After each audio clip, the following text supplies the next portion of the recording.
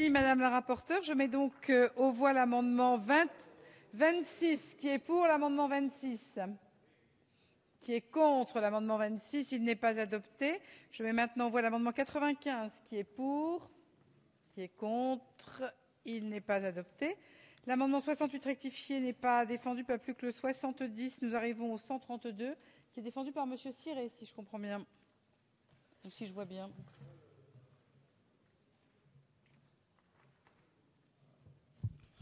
Voilà, l'écotaxe poids lourd couvre tous les véhicules de transport de marchandises assujettis, sans tenir compte de leur affectation. Les camions utilisés par les commerçants non sédentaires sont donc assujettis à cette taxe, alors même que le transport des marchandises est un élément indissociable de leur activité commerciale ou artisanale ambulante. Afin de ne pas peser sur l'équilibre économique du secteur du transport routier de marchandises, un mécanisme de répercussion du coût de l'écotaxe poids lourd sur les clients a été mis en place. Un tel mécanisme est inapplicable pour les commerçants non sédentaires dans la mesure où, d'une part, ils réalisent le transport des marchandises pour leur propre compte et, d'autre part, leurs clients sont des consommateurs. La liquidation de l'écotaxe leur imposerait donc chaque mois d'opérer une avance. Alors, une avance de trésorerie que, bien sûr, ils ne récupéreraient pas et mettrait en cause l'équilibre financier de ces commerçants de proximité, qui sont d'ailleurs des petites gens, souvent déjà imposés de façon importante. Par ailleurs, ce dispositif risquerait de faire augmenter le prix de vente et pénaliserait donc les consommateurs qui souffrent déjà, bien sûr, des effets de la crise, et donc c'est un nouvel impôt sur les consommateurs. Le présent amendement vise à exonérer l'écotaxe poids lourd pour les transports de marchandises réalisés dans le cadre des activités commerciales et artisanales ambulantes au sein de l'article L. 123-29 du Code du commerce. Merci. Merci. Alors, Monsieur Breton, vous avez un amendement identique, il est défendu, le 193. Monsieur Sermier, le 200, c'est la même chose, il est défendu. Monsieur Ciré l'a défendu.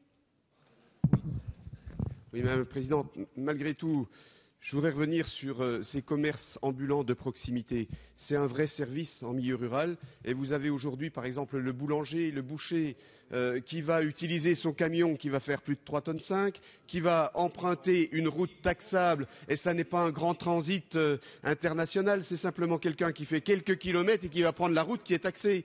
Et qui va, alors peut-être qu'elle ne sera pas taxée, mais peut-être qu'il va se trouver à côté d'une route taxée qu'il va être obligé d'emprunter. Donc c'est un peu dommage de ne pas exonérer l'ensemble de ces transports de marchandises qui sont réalisés par des commerçants ambulants qui sont pour la plupart du temps en zone rurale. Merci. Madame la rapporteure, l'avis de la commission, s'il vous plaît. Madame la rapporteure, pardonnez-moi. Pardon, madame, il me perturbe.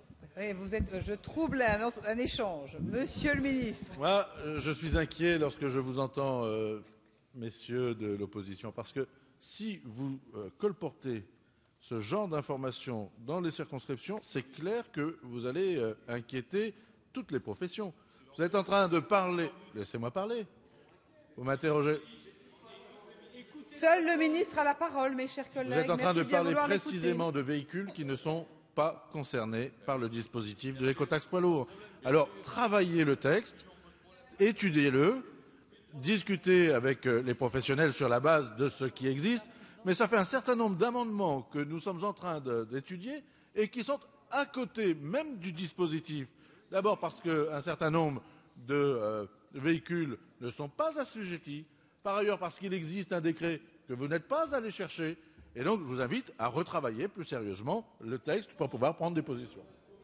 Bien, je mets aux voix les différents amendements, cette série d'amendements. Qui est pour cette série d'amendements? Qui est contre? Ils ne sont pas adoptés. L'amendement 195 n'est... Monsieur Breton, c'est vous qui le défendez. Le 180, il est défendu. L'amendement 86, Monsieur Benoît, c'est vous qui le défendez?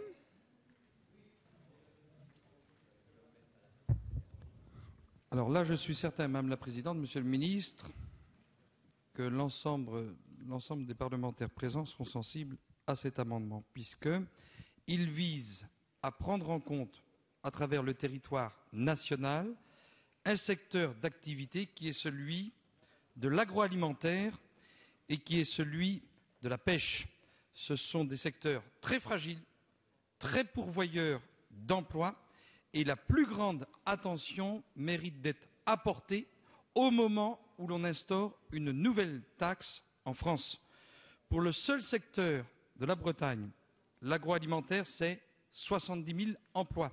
Et je voudrais préciser au passage, alors que la Bretagne, dans cette affaire, est déjà pénalisée par sa situation géographique, situation péninsulaire et périphérique.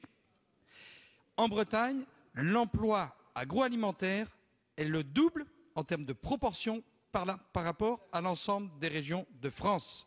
L'emploi agroalimentaire pèse double. 70 000 emplois en Bretagne dans l'agroalimentaire et 5 000 emplois dans les activités de transformation de différents produits et 9 000 emplois dans le secteur de la pêche. Voilà le sens de cet amendement.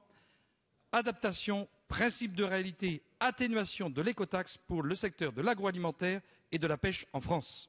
Merci, Madame la rapporteure. L'avis de la Commission sur ces amendements 195 et 86. Défavorable. Monsieur le ministre, Monsieur Le Fur. Oui, merci Madame la Présidente. Notre collègue Benoît l'a parfaitement dit. Ce secteur agroalimentaire a été un secteur créateur d'emplois il y a encore peu de temps. Or, aujourd'hui, il connaît une crise considérable. Chacun le sait. Je parle sous le contrôle de mes collègues Ferrand, Leroc et quelques autres. Je n'imagine pas qu'ils ne votent pas avec nous cet amendement. On connaît une crise considérable, une crise de l'emploi. Ce secteur a été porteur, désormais, il chute. C'est le cas de l'industrie de la viande en particulier. Votre gouvernement l'a d'ailleurs compris, Monsieur le Ministre, puisqu'on a nommé un secrétaire d'État chargé de l'agroalimentaire. C'est qu'on a considéré que c'était un secteur important. Mais il ne suffit pas de nommer un secrétaire d'État ou un ministre délégué, pardonnez-moi. Encore faut-il qu'il y ait des conséquences positives, objectives. Or là, vous allez pénaliser l'agroalimentaire, vous allez pénaliser l'emploi. Ce sont des secteurs à marge extrêmement étroite. Ce sont des secteurs où la concurrence, en particulier germanique, est devenue extrêmement agressive. Il faut que nous sachions prendre les dispositions nationales nous permettant de protéger l'emploi. Si nous ne faisons pas ça, objectivement, ce sera une catastrophe pour la France et j'ose dire un drame pour les régions que nous connaissons bien, mon collègue Benoît en particulier, pour la Bretagne en particulier. Merci, Monsieur Sermier. Oui, Monsieur le Ministre, vous nous dites retravailler vos arguments.